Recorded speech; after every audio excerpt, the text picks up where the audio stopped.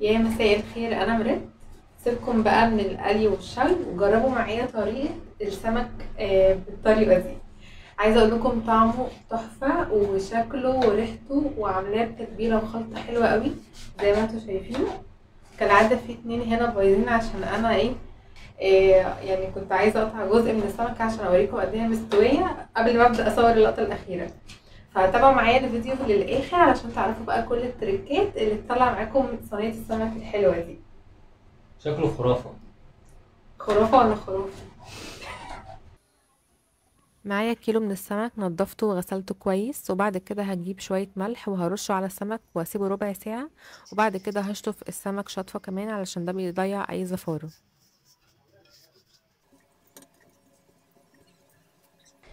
نيجي بقى للبهارات. فطبعا انا معايا توم، يعني حبة كويسين كده من التوم، السمك بيحب التوم طبعا.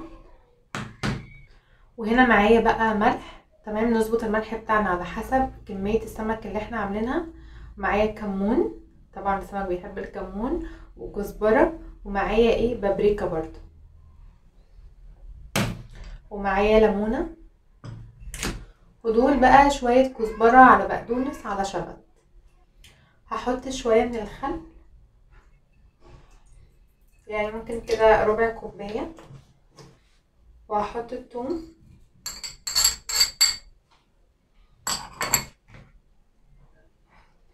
وهحط بقية البهارات والليمونة،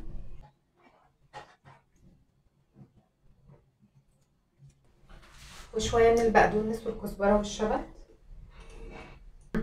هقلب التتبيلة كويس مع بعض.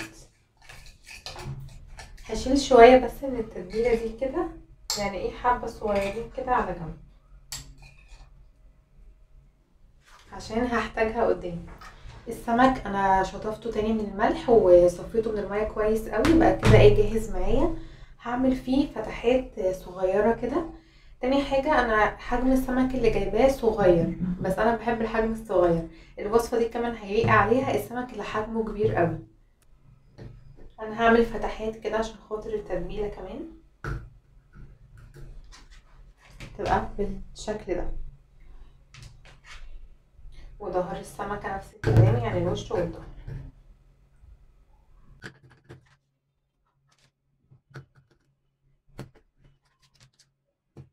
كده انا فتحت السمك كله، هبتدي ان انا احطه في التتبيله.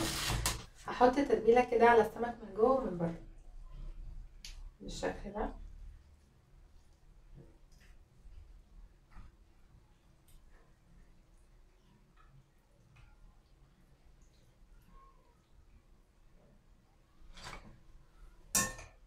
والميه اللي باقيه من التتبيله دي هحطها جوه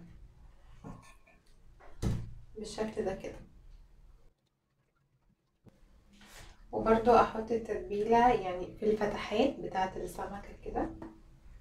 هكب بقى باقي التتبيله كلها اللي هي السايبه دي هنا بالمنظر ده كده. هسيبها بقى في التتبيله من نص ساعه لساعه حسب انتوا مستعجلين ولا لا. وفي الوقت ده بقى هحضر الرز، وانا هعمل معاها رز الصياديه وهقول لكم بعمله ازاي. دلوقتي دي الصينيه اللي انا هعمل فيها السمك او هرز فيها السمك، فانا دهنتها بالزيت كده، تمام. لسه هوزعه. معايا بقى الخضار اللي هيظبط معايا صينيه السمك قوي. معايا بصل وطماطم وفلفل اخضر، فلفل اصفر، فلفل احمر، ومعايا كمان جزر. هقطع كل ده ترانشات او شرايح كده. البصل هقطعه شرايح كده، يعني تكون سميكة شوية، يعني بالشكل ده كده. وطبعا هفكهم من بعض. بعد كده الفلفل الاصفر، شيل العرق الابيض ده وهقطعه شرايح برضو. الفلفل الاحمر والفلفل الاخضر. الفلفل الاخضر بقى عشان بحبه فهقطعه دوائر كده. الطماطم هقطعها قطع متوسطة. هي معلومة ممكن تبان بسيطة قوي، بس انا بقولها للناس اللي هم يعني مالهمش في المطبخ قوي وجو وقت المطبخ. لما تيجوا تقطعوا الطماطم على القطاعة لو انتوا فاتحينها بالشكل ده فبلاش ان انتوا تمام لما تيجوا تقطعوها من على القلب بتاعها. الاسهل ان انتوا تقطعوها من الجنب، هتلاقيها بتتقطع معاكم بسهوله قوي بالشكل ده عشان القشره، لكن من القلب مش بتتقطع زي ما بتتقطع من الجنب.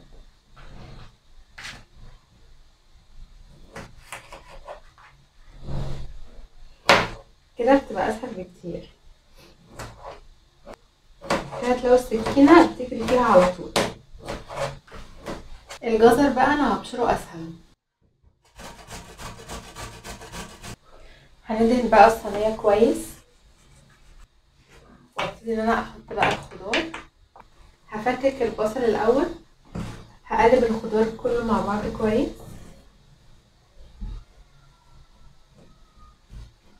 بالشكل ده. التتبيله اللي احنا كنا سايبينها في الاول هحطها دلوقتي اهو كده،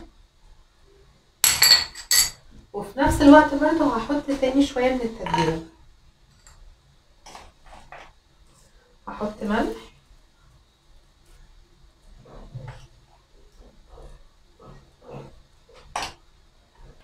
وبرضو شويه من الكزبره والشبت والبقدونس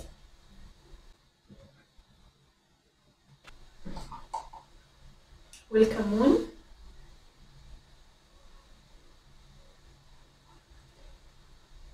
كتر من الكمون والكزبره والليمون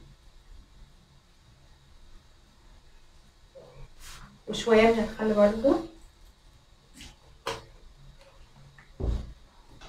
هقلب دول كويس مع بعض وبعد كده اوزعهم كويس وهبتدي ان انا ارص السمك.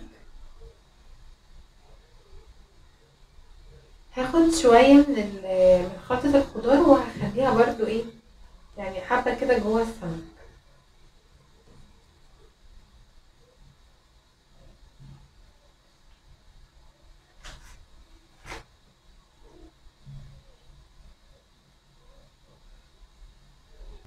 هحط الاول جوه السمك وبعد كده هبقى ارتبه. بحاول انقي الجزر والخضار اكتر وبعد كده هرصه. هحط كل واحده في وش التانية بالشكل ده يبقى شكله حلو. شايفين قد ايه شكله لذيذ؟ ومن التتبيله بتاعه السمك هبتدي كده ان انا ابل ايه في الوش. مكان الطبق اللي كنت سايبه فيه الخلطه هحط شويه زيت كده وهبتدي ان انا ادهن وش السمك بالزيت بالشكل ده. هدهنه كويس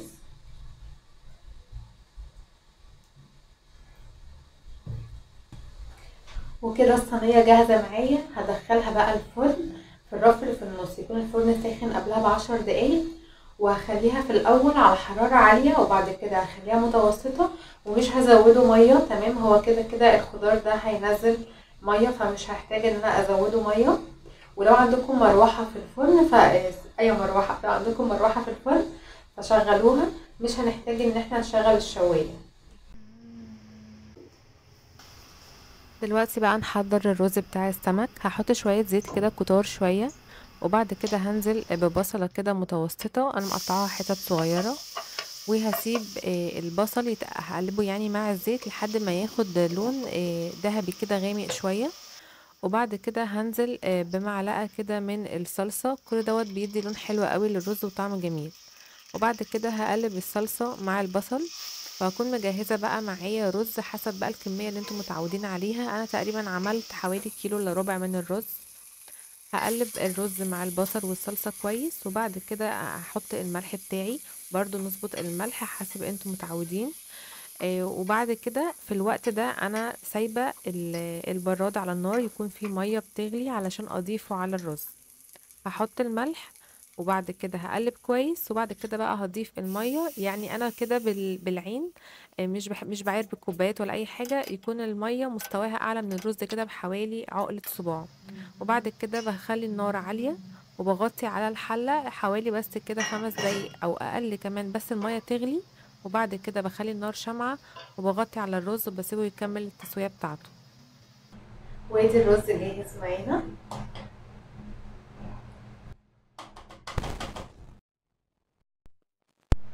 رش عليه كده من فوق،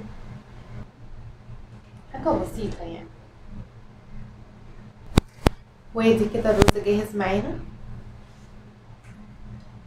وسع بقى لصينية السمك اهي، شايفين؟